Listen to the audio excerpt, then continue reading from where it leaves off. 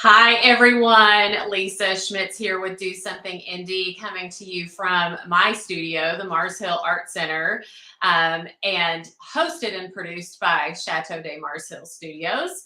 And I am super excited about tonight's guest. I don't even want to give you an intro because I want her to share her story. But I do want to say that I have been connected to Sarah Lacey for a number of years, probably close to 10 years, not quite as long as she's been hosting Linking Indie Women. But she has not only a personal amazing story, a story related to her launching Linking Indie Women and why she decided to do that. And then also kind of an amazing career story as well. So we may not touch on all of those tonight, but in the spirit of Women's History Month, I definitely wanted to get her on this show. And in honor, I am wearing my Linking Indie Women t-shirt as a former speaker of Linking Indie Women. So producer John, will you bring Sarah on? Hello. Hi, Sarah. Hi. Oh my gosh, I'm so excited. I am so excited to have you. Absolutely excited to have you. So and my first question for you is, do you recall how we met? I do. It was interesting. It was all serendipitous, right? Yeah.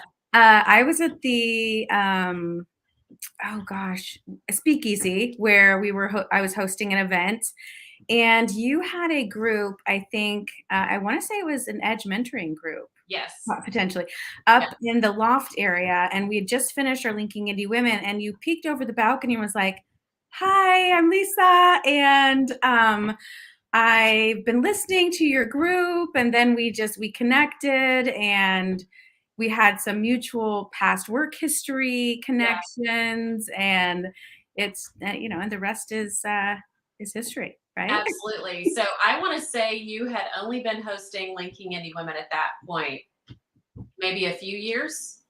Yes, we were probably in year two, early year two. Yeah. Okay. So let's take that moment in time, and I want you to describe Linking Indie Women, like how you were inspired to start it and what it is. Okay. Yes. So I've grown up in Indy all my life, and I found myself working in the startup community. And as we all know, in Indianapolis, that community is rich with lots of history of acquisitions, and we just have a really great community of in the startup culture.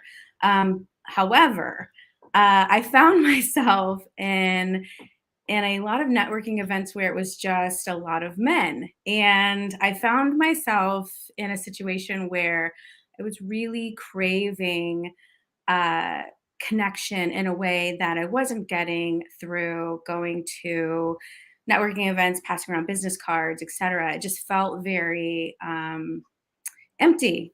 Yeah. It was before Brene Brown. It was before, vulnerability and empathy in the workforce. It was just like I was missing something. And so I went to this event at the Skyline Club, and it was a CEO event. My boss at the time said, "Go to this event. You can have my ticket."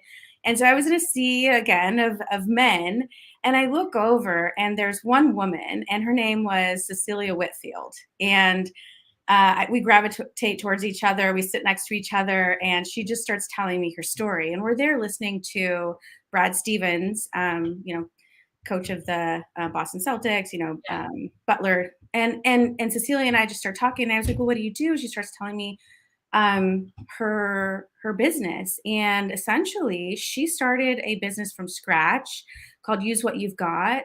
She found herself going to visit a family member in one of the state prisons here in Indiana, and found that there weren't a way for other people to connect with their families. So she started driving people. Then she started renting buses, and then next thing you know, she's got this business of. I mean, this was going on for 20 years before I met her, and it was one of those stories where I just was like, oh my gosh, like we need to hear more stories about women like you in our city. And essentially she had buses going to all of the prisons to keep all the families connected, Wow. and built this organization out of love and passion for our city and for those people. Yeah. So she was our first speaker of Linking Into Women, and Linking Into Women is based on the premise that there are these amazing women in our city, and they all have stories. We all have stories to share. Doesn't matter if you're CEO. Doesn't matter if you know are a race car driver or we've had Pippa Man, and it's having a platform for us to share our stories, but also connect in a very genuine, authentic way that we do as women. And yeah, we've been doing it for 11 years. We meet monthly, the third Wednesday of the month, and we started out at in Noodles and Company meeting in the morning. We outgrew that. Then we went to the speakeasy. We were getting like 75, 80 women. Then we were outgrowing that, and then the Hatch reached out to us, and yeah, I mean, it's just been the community. Sorry, my dogs are barking. The community has just grown tremendously. Yeah. And we're still going. So I can recall looking over the edge of the mezzanine, the top floor in the speakeasy. And I'm an early morning person, so I would get there super early. And so on these Wednesdays, I'm seeing all these women come in. I'm hearing these speakers and just kind of like accidentally hearing and thinking, I need to know what this is. Like I feel like I need to be down there and not up here, which is why I said something to you. And I was so grateful that I did, because you've brought in some amazing and inspiring speakers. Give me a few that you think, just like really resonated with the audience and really made an impact on the people that were listening. Well, and I don't want to be, too, uh, you know, I, No favorites. sad You're stories, not having favorites. Yeah. the sad stories either, but we've had two. I think we've had, gosh, we've probably had 100 speakers over the Yeah. past year, or 11 years. But we've had two that passed away, and one was her name was Denver Hutt, Yeah. executive director of the Speakeasy, in her mid 20s when I met her, and just a force of nature. She was a transplant. So I always felt like this is somebody who loved our city unconditionally and wasn't even from here, and from California. And she saw the value of how we were able to connect as women. And she was my biggest cheerleader behind the scenes. Opened up for me at the Speakeasy every morning. But what I really loved and learned about her story was, be kind to strangers, open the door for people, and the fact that she continued to make an impact while she was battling, you know, uh, a cancer and a terminal illness was just so inspiring to me, and is part of our legacy and part of what we're really all about, for sure. So yeah. I'm glad you brought her up, because I was going to actually ask you about your relationship with her, because you guys were really close, right? We grew a bond. I mean, there's an age difference for Yeah. sure. We're different. That's the thing about women and how we connect, right? We build communities, and it transcends age and industries that we're focused on. And but she was extremely passionate about keeping it going. If I said, because I do have a job outside Linking Into Women, and I'm very passionate about my career. And she was just like, the community needs this. Where are you? Like, we need to keep going, Yeah. even when she was battling what she was doing. And so we grew an extreme close bond around helping women in our city. And yeah, we had a bucket list, and yeah, she was a force, right? Yeah. I wish I had known her. She was gone when I became a member. By the time I became a member at the Speakeasy, and I hear all the stories, And just like what you said, I mean, she just did so much for women in our community and for our community as a whole. Yes. So yeah. Okay, so speaking to your job, tell us about your day job. So I love technology. I've been in that space a very long time, and I work for a company based out of the West Coast, Adobe, and I love it. I get to watch technology change people's lives, transform how businesses operate. I get to work with really much cooler people than me. And I just really enjoy I enjoy the innovation, and it's always changing. And so I really enjoy the pace too. So tell me Yeah. what that's like to balance a day job and an organization that gives back so much and inspires community and is, I mean, not really a side hustle. We don't have to Mhm. pay to come to these events, and it's Mhm. something that you do out of the goodness of your heart. So how is it about, what is it like for you to balance those two? Well, I will say, and this is kind of getting to the personal side, I am single, so it's kind of been my significant other. um, but there are the way women work, right, and the way we're not only do we build businesses. There's been so many women that are entrepreneurs that share their story at Linking Women. Not only do we build businesses, but we build communities. And so Linking into Women has been a testament to that. There are volunteers that say, hey, I can help greet people at the door. And, a really amazing example of this, and I would call her a partner in crime of mine, is Allie Bretnocker. Yeah. I would say year five-ish. We worked at a startup together, and she said, hey, I can help you with this. And I'm like, thank you. And so not only did she help, she transformed how we were communicating with our members. She helped to make all the disparate systems and technologies we were using have one place where we had, a way to communicate in a fashion that kept the group in the know. And so she was huge. She's not just volunteer. She was my Yeah. partner Yeah. for years and years and years. But that's how it is. It's bigger than me. It is, I have women that say, I have a butler, students that want to help you. And, people just volunteer. It's amazing. And Yeah. so it's not just me. Um, and I would say the spirit of Linking into Women is the women in our community that Yeah. keep it going. Yeah. So I can say that I have made near and dear friends and lifelong connections through attending Linking Indie Women. And I mean, I can't even put words around how that feels like. Um, and I can't even count how many people it is either. I mean, it's crazy.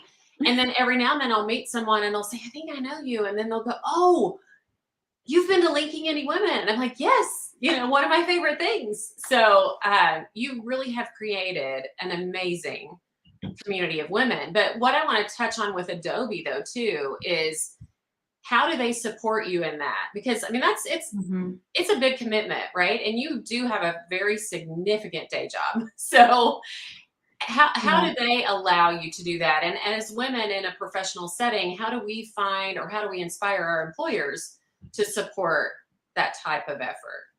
That's a great question. And so I will say, Linking into Women it's a women's group, but we do have men that support us. We have men that come to Linking into Women, and it has evolved to, we've got some really great allies out there. Yeah. And I will say that there have been two very important, integral men that have helped support me to continue to do this in my career. One was Troy Burke. When I was working at Right On Interactive, he said, go do this, and I was working at a startup. So my time, my children were very small at the Yeah. time. I have older kids now. So, they've grown up in this Yeah. with me. And he was just a huge advocate for go out there and do this. And then when I worked at Adobe, when I started Adobe, my my manager, Darren Waite, I mean, he couldn't say enough good things about it, asked me questions about it, just made me feel like it was important to him that I continue to do that. And it was just extremely special. I've been fortunate in that way. And so, and also the nice thing about it logistically, once a month, it's 7:30. It starts at 7:38 in the morning. Yeah. People on the West Coast aren't up then working, so Yeah. just a little bit of, head start to to get that, going, and then start my day. But it invigorates me. It's what gives me energy, and just you've been, and Yeah. it's one of those things that it makes you feel really good about Yeah. people. It's one of those things that when you walk in, and even I've walked in on days that I didn't know anyone there but you or Allie. Um, and but yet I walk away knowing 4 or 5 other women and taking their cards with me, or reconnecting later. And it is just an amazing experience. And I don't think you've had any droughts of, finding inspiring speakers, because it's almost like every time it's like you up the ante every time. I really love the way women just it they promote each other, right? The way that women say, "Oh, I know this person would be wonderful.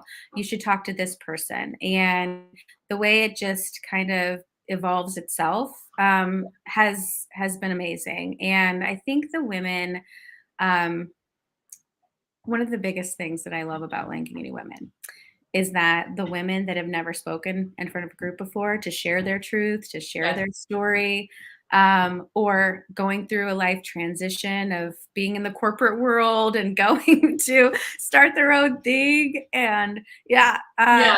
I those are just near and dear to my heart. And I feel like that's exactly what it is. It's giving women a platform to start down their new journey. So yeah. So I'll never forget the coffee meeting that Allie and I had. And it wasn't even related to me potentially being a speaker. We had just, obviously met through Linking Indie Women, and she and I were Mhm, like, let's get coffee sometime. We want to get to know each other a little bit mhm. more. And we were at Calvin Fletcher's, and she says, you should speak. And I'm like, no, I should.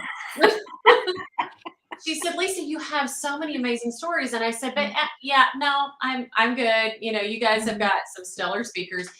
And she's like, no, seriously, I'm going to talk to Sarah. And then mhm. she said, we want to get you on the schedule. And then it didn't happen. And I kept thinking, oh, they better not ask me. I'm disappeared. And then I walked in on a Wednesday, and literally as I walked in, I prayed, God, please Mhm, don't let them say anything about me speaking. My time has passed. Like, they have gotten all these amazing speakers, mhm, and my time has passed. And I did not walk 2 steps in, and Allie says, we need to talk to you after the session. Like, we want to get you on the schedule. But what's really funny about that is that, had I spoken 2 years before, my story would have been totally different than when I actually spoke.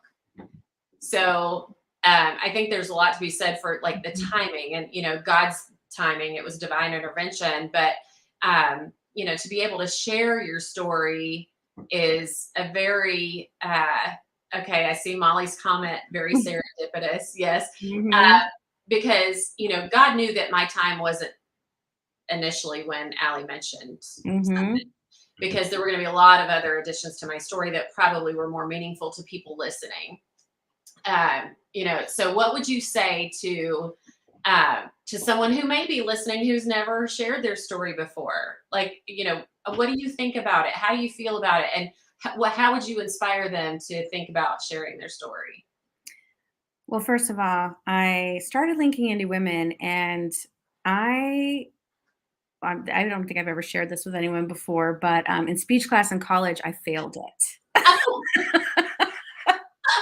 because I started crying and I never went back. I was like, you know what? That was so embarrassing. I'm good. I'm done, But Yeah. throughout in my career, I pushed myself out of my comfort zone and said, I'm going to um I'm going to make this happen. This is about the women's stories, and I can be up here and I can introduce women and all of that. And so I think what it is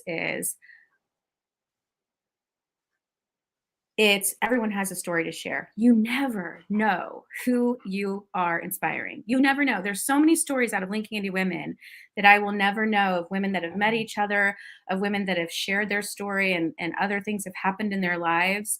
And the impact, the trickle down impact that makes. Everybody is important and has a story to share. And so I would just encourage women to to to be comfortable being uncomfortable with Yeah. it, because it's that first step. Um, I shared my story at Linking Indie Women, and I thought I would never do that ever. And you've And only done it once, and that was fairly recently, right? Like in mhm. the last year or so? Yeah, in the last 2 years, right 2 before years. the Yeah. pandemic. Yeah, Yeah. yeah. And so I got to know how all the other women have felt. Yeah. And it is scary. It is. But when you look around the room and you see our community, and you feel at ease. It was this comforting feeling of, I was in the right spot. This is the right place to try it, and to fail or to not. I mean, there really is no failing. It's not. I mean, you're up there, and the women are really great about not only making you feel comfortable with asking questions, really great questions. Yeah. So I just encourage everyone to share their story. Yeah. So, like Evelyn said in the comments, it's nerve wracking, but very necessary. I think it's a very healing process Hmm. to be able to share your story in a group. Um, and like you said, I mean, even if it just touches one person, then it's been worth it. So, I so Yeah, go sorry. ahead. I was just gonna say, I remember Ashley Sieb coming up to me after I shared my story, and for those of you that have been around our community, she's a force of nature too. Yes, She's it great. is. And she came up to me, she was like, "Welcome to the vulnerability hangover." So true. I was like, the next day, I did certainly feel like, oh my gosh, I poured my heart out. I gave everybody a glimpse into who I am and how I Yeah. feel, and it felt really good. It really did. Anyway, I'm sorry. Go ahead. Well, I think you and I I know that we've had a lot of similar life experiences. Hmm. And so young women or people in general can look at us and think, oh, they've got it all together. But oh, honey, what you don't know, Oh you yeah, know? And yeah. so to get up there and share that, and to let all of those women, young and old, realize Hmm. that we're human and we don't have all of our stuff together, even though we may look like it. I think that gives people just kind of a sense of peace, like, okay, I'm not crazy. Like, it's not just me, right? Hmm. Yeah, we're in this life together. Yes. And we have shared experiences, whether or not we've told each other those Yeah. experiences. But there's so much comfort in doing that. Yeah, so Linking Indie Women is not only professional women, but it's women who are entrepreneurs, Mhm. women from all walks of life, right? Yes, yes, all walks of life. We've had I mean, we've had business owners, we've had sales leaders, we've had entrepreneurs, I mean, business owners.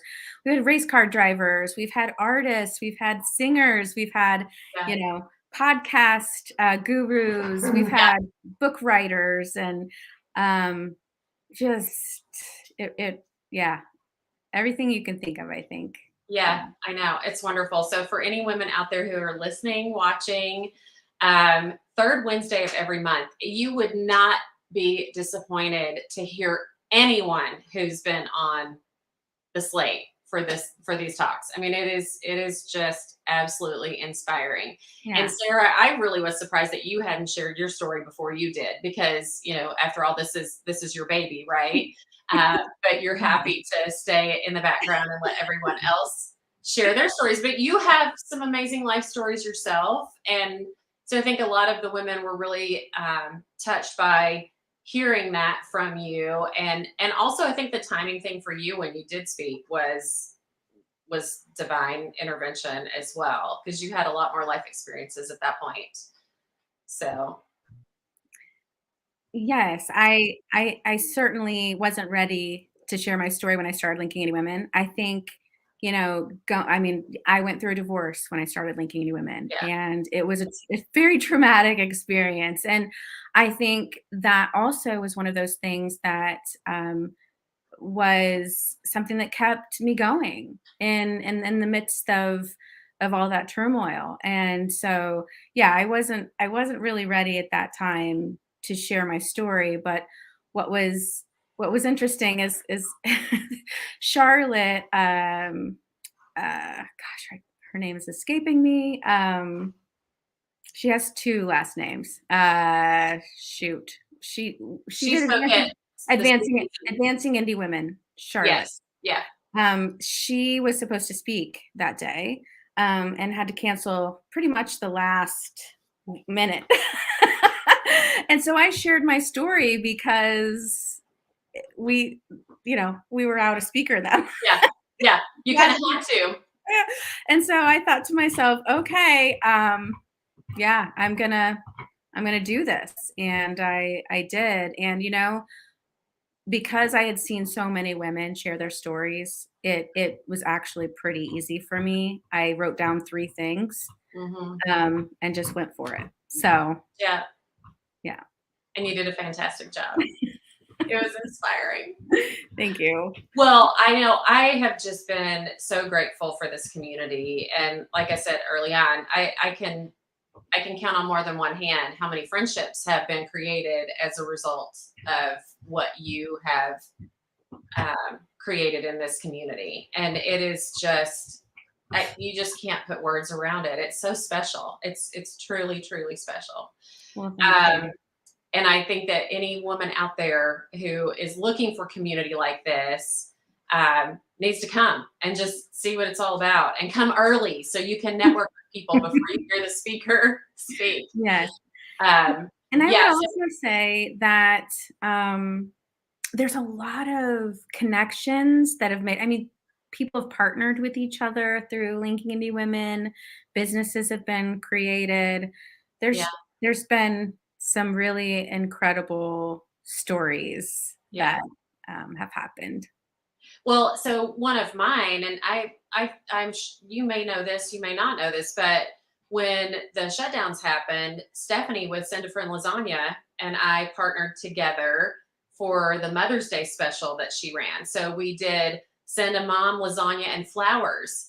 And we did 43 orders for Mother's Day. That was when we were shut down. We couldn't see our moms and people couldn't go places to Mhm. eat and Yeah. all that. And it was just incredible. And so, yeah, so partnerships have been formed, businesses have been Mhm. started. And during that time, you guys pivoted. Let's talk about that just for a second. We have a Yeah. couple more minutes. Yeah. But so you really had to think about pivoting Linking Indie Women during that time to keep all of us connected and to Mhm. keep that encouragement going when we couldn't actually get together in person. So how did that happen? How did you think through that? Yeah, so so there was a study done about 4 years ago before the pandemic, with at Brigham Young, and one of the key predictors of living a long life is your social interactions. Mhm. It's not your necessarily your family members, but it's the person you talk to at Starbucks. It's the person that you casually, have a connection with throughout your day. And when the pandemic happened, we really felt that void as a community. We were like, we can't be there in person, but we have to keep going because we need this connection. And Yeah. so we pivoted to oh, sorry about that, to virtual. Sorry. And when we pivoted to virtual, we found that we had over 150 women coming. And then we did these spin-offs of getting into small groups so that women could feel a little bit more connected. So out of that 150 women, we would have like, 10 groups of 10 or whatever. And the women that stayed on, and they were able to build a community out of that. And so some of the women that now that we're doing back in person, we're going back in person, some of those women have said, that kept me going during the pandemic. I lost my job. I couldn't get out of bed in the morning, and coming to Linking Indie Women just kept me going. And so, yeah, that was pretty incredible. Yeah, it was awesome. And I love the way of, obviously you're a tech person. You've been in the tech space forever.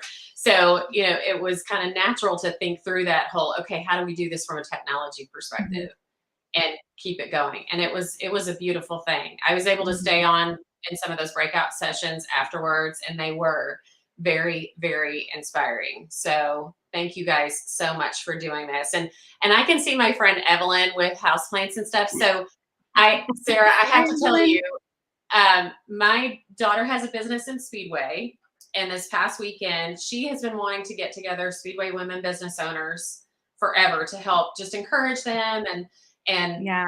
spotlight them. And being a photographer, she offered headshots, and we did this little networking thing. And I told her, I said, this kind of reminds me of like a little Linking Indie Women, and Yes. so.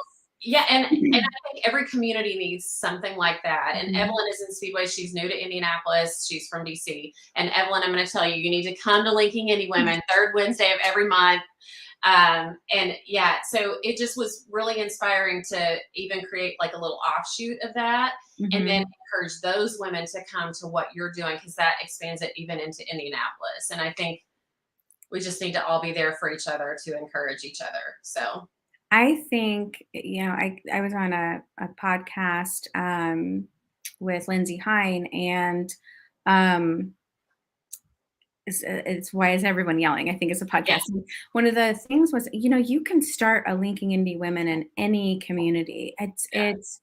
It's amazing what one person, just raising their hand saying, I'll just host. And it's really that first follower that kind of, gets everyone going and proves that it's needed in the community. So I think there are so many wonderful women community events that are happening in our city. That there's just, Jennifer Madgley is doing awesome, lunches, and, Indie Mavens doing all of their events, and Top Floor Women. There's lots of opportunity for us to get connected in our city. Well, I have to say, you listed off all of those, but you are the pioneer. I'm not kidding. So, it's Women's History Month. You are making history in Indianapolis. You're 11 years now with Linking Indie Women. It's only getting bigger and better. So we just appreciate everything that you've done for this community and will continue to do. And I can't say personally, I just can't say thank you enough. I wear my shirt all the time. I love it. Yes, I need to make more. You do, because I wore mine to the last, I didn't get to go this month, but last month, I think, or a month before, I wore my shirt, and I had like 3 people asking, "Where can I get the shirt?" I was like, "I know, I need to do that. I will do that. I will do that." And in the coffee mugs too; those are a hit as well. But okay, so we like to keep this short. We don't like to go more than 30 minutes, but I could talk to you for another 30 minutes. But what words of wisdom would you leave for women in Indianapolis, whether they're in a professional setting, an entrepreneur, or whatever, just words of encouragement or inspiration at this point? I would say reach out and go to a women's event. There are many, in our city. And I would say, especially now, the pandemic, we're kind of getting out of it, but we've suffered a lot the last 2 years. And you don't have to suffer alone. there's a lot of women out here in our city that would embrace you and help you and connect with you, and vice versa. If you have gifts and talents and you have the ability to share a connection, do that with fellow women in our city because we need it now more than ever. Yeah, absolutely. Thank you so much, my friend. Thank you. I am so glad you said yes. And so just a little teaser, and I want you to watch next week. So we did a little story for Do Something Indy on the Speedway event that we did on Sunday. And I interviewed all these women. We had 13 show up. And in a little town of Speedway, that's a lot That's of women. awesome. And then Yes. I think we had 6 or 7 that couldn't attend that want to be a part of it, and they want more. So they've said, we want to do this again. So there's obviously a need. Yes. And all of them are going to get personal invitations to Linking Any Women. So watch out. Okay, I will. Hope you have room. I will tell you, the very first Linking Any Women, we had 14 women in Noodles and Company. Yeah. And it just grows. And Yeah. I think what you're doing is amazing. And yes, Speedway, I saw the event, the pictures, and Yeah. I was like, those are some incredible women. So Yeah. Well, and we didn't even know. Like there were some that we knew that we reached out to, but then we put a social media post out there and we were getting all these messages. I was like, we did not even know there were this many women business owners in Speedway. So that's awesome. So yeah, it's like you just got to put a little bit out there, and then see who responds. And obviously, you started something that was very necessary, and the response, even now, I mean, it just continues to grow. So thank you so much. I can't think of a better woman to come to close to the end of our month of Women's History Month to interview. So thank you so much for doing it. Thank you, my friend. And I did want to announce our next speaker. Oh, please. Yes. Okay. It's Allie Bretnacher. Oh, yes. She's going to do it. Yeah, she's going to do it. Yeah. As you know, she started her own business and she's killing it. And yeah.